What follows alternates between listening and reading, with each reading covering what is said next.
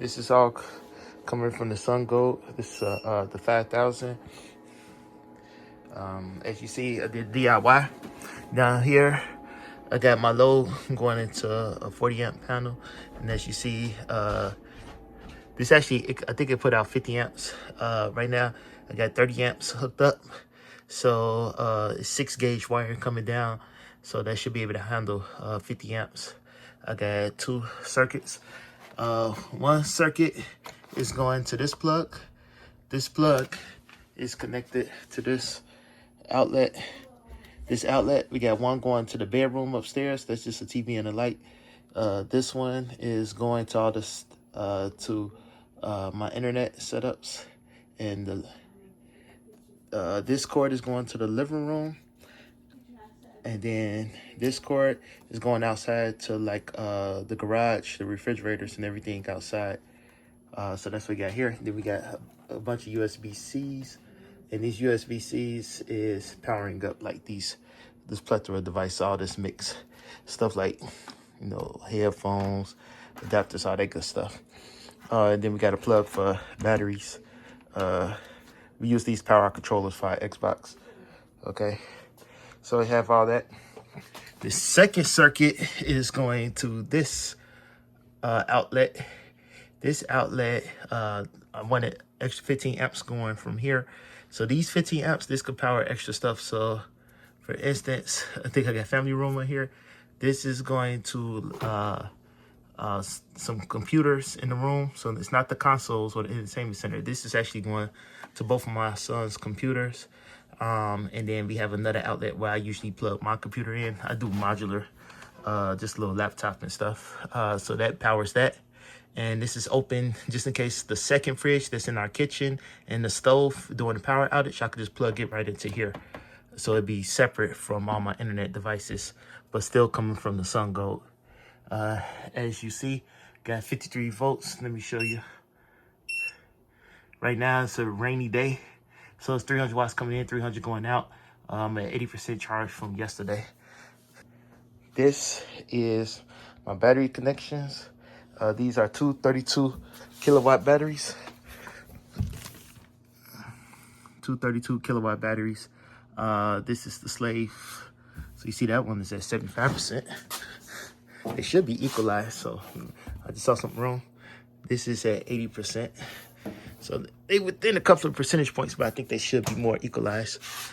But that's the 2 32 kilowatt batteries. This was a cycle volt. Got this off Amazon. So I got these 2 big batteries. And this is the last part. I have this generator plug. This just rated so I can send 20 amps through this generator plug. So I can plug in my, I feel like I was getting electric current. I hope not. Well, I shouldn't, because that's not connected to anything. All right, this generator plug is going outside of the house. So I can plug up a gas generator to that plug. Got 20 amps coming in. I could just pull in 1,000. I just got my stuff for critical loads. My critical loads is about 400 watts. Last time our power went out and we didn't have any sun during those days because it was a string of storms all week. So cases like that, I could just plug up a gas generator into here, pull in about 1,000 watts to charge up the batteries. As you see here, these cords, these are extra solar cables. I got 2 extra solar lines from my old Blue Eddy setup. That's all going out here and through a tube through here. And then coming out this tube going into the, this hole going into the garage. This is a 240 amp line I got going to my car to power my car. If you follow these 2 lines, one line is going to the kitchen. The second line is actually an input that's connected to this plug I have over here.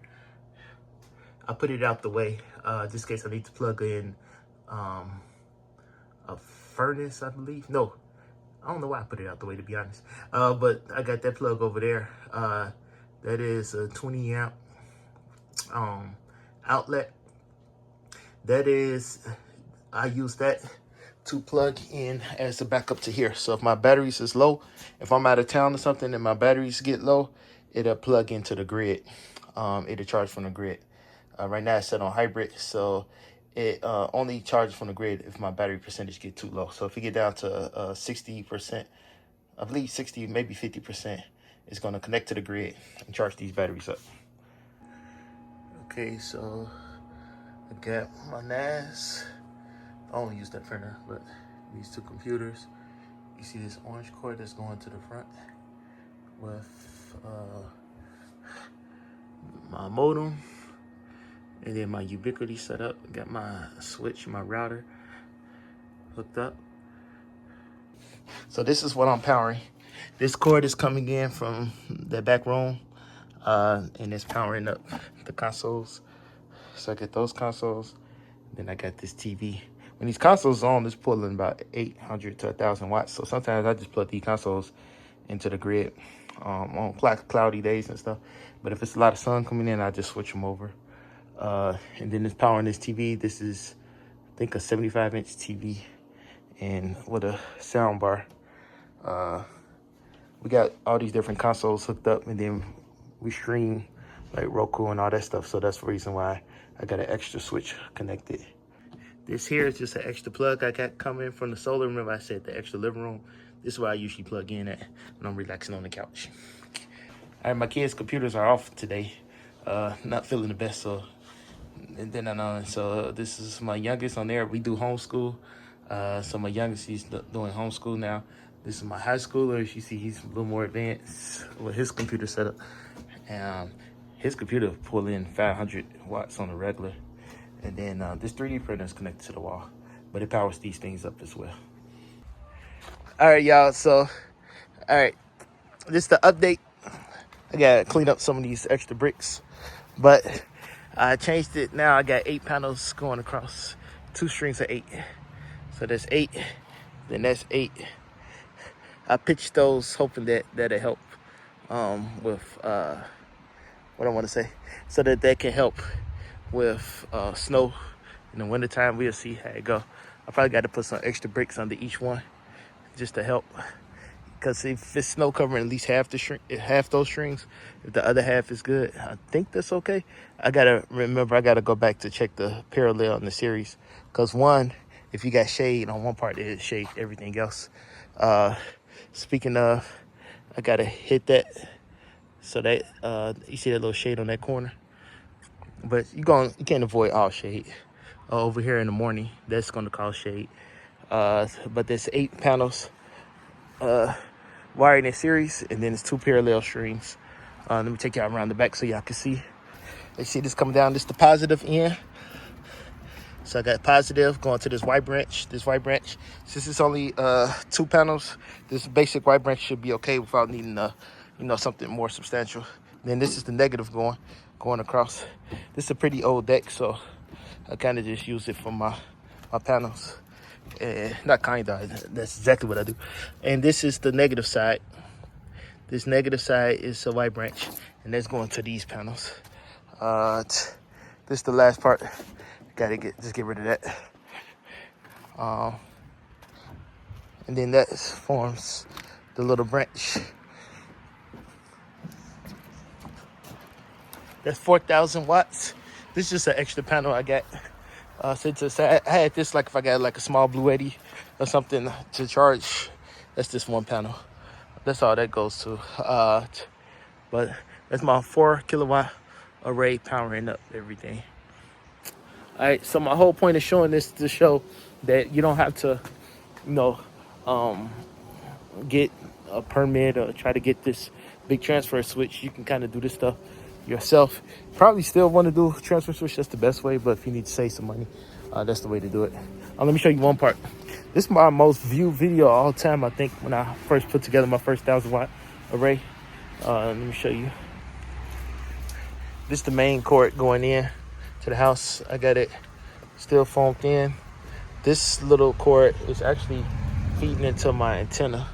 So I got the antenna and stuff plugged into Comcast. It's going in there. And that helps me use this little cheap antenna to wire up all the house. 4 different TVs, or at least the capability of doing 4 different TVs. Oh yeah, it is hooked up. So that's going from that. Like I said, that's that single solar line. The other solar lines, that was going to my Blue 80. I no longer have possession of that, but if I need it, it's there. Like I said, this is the hookup here. I'm gonna take y'all around here. This is my former pool. Grass trying to grow back. So let me show y'all how I did this, because I know some people's asking how this works. Okay, so cool thing about solar panels, you just daisy chain them. So you see I get the two cords.